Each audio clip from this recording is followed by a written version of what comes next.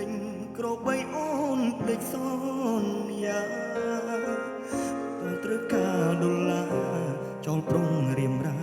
ស្នេហាកំសត់អូនអើ